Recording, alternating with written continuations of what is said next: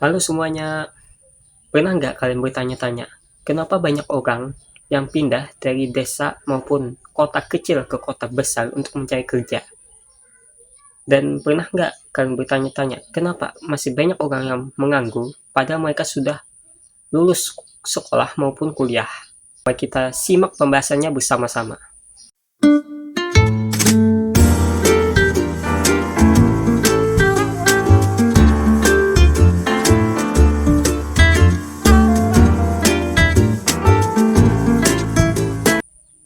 Assalamualaikum warahmatullahi wabarakatuh. Welcome back to my channel. Kembali lagi bersama kita Alfi Rahman Hail, mahasiswa dari Sekolah Tinggi Ilmu Administrasi Amuntai. Oke, di video kali ini kita akan membahas tentang Angkatan Kerja dan Migrasi.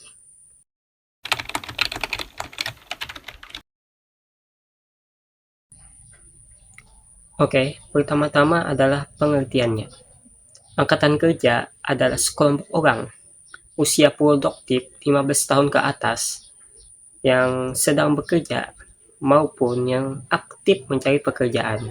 Sedangkan migrasi adalah perpindahan penduduk atau sekelompok orang dari satu wilayah ke wilayah lain, baik itu antara desa, provinsi, maupun antar negara, dengan berbagai alasannya. Tapi yang paling umum alasannya yaitu mencari pekerjaan yang lebih baik.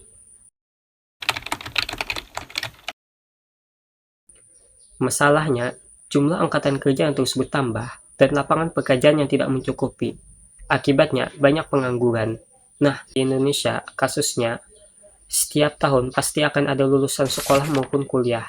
Itu akan mengakibatkan arus angkatan kerja yang melonjak tinggi setiap tahunnya. Nah, di situ lowongan pekerjaan, sedangkan lowongan pekerjaan di Indonesia itu seringkali tidak mencukupi.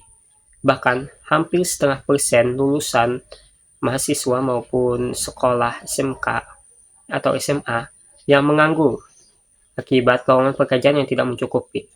Meskipun ada lowongan pekerjaan dari perusahaan swasta, seringkali syarat-syarat yang diberikan itu sangatlah ketat, seperti tinggi badan, wajah, maupun dari segi pendidikan. Biasanya untuk mencari pekerjaan di perusahaan swasta itu memerlukan minimal S1, sedangkan banyak lulusan SMK yang mau bekerja. Itulah yang mengakibatkan lonjakan pengangguran yang terus bertambah di Indonesia. Untuk membuka sebuah lapangan kerja dari perusahaan ya, itu sangat sulit, yaitu regulasi bisnis di Indonesia itu sangatlah ketat. Itulah kenapa investor dan juga pengusaha luar negeri itu tidak mau masuk ke Indonesia. Karena apa? Karena regulasi yang dibuat oleh Indonesia itu cukup ketat gitu loh. Itu memberatkan pihak dari investor maupun pengusaha dari luar negeri. Itulah kenapa mereka enggan untuk membuka perusahaan di Indonesia. Di sisi lain, migrasi yang tidak terkendali bisa menyebabkan kepadatan penduduk di kota besar yang menimbulkan kemacetan, pemukiman kumuh, sampai persaingan kerja yang makin ketat. Dan setiap tahunnya pasti akan ada migrasi. Mereka pergi ke kota besar untuk mencari pekerjaan yang lebih baik. Lalu apa penyebabnya? Nah, penyebabnya itu ada 5. Yang pertama, pertumbuhan penduduk yang cepat. Yang kedua, kesenjangan pembangunan antara kota dan desa.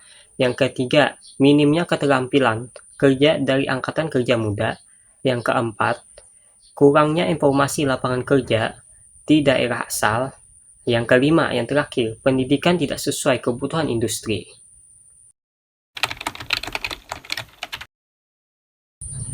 Lalu, solusinya bagaimana? Nah, yang pertama, pemerintah bisa membuka pelatihan keterampilan yang sesuai dengan kebutuhan dunia kerja.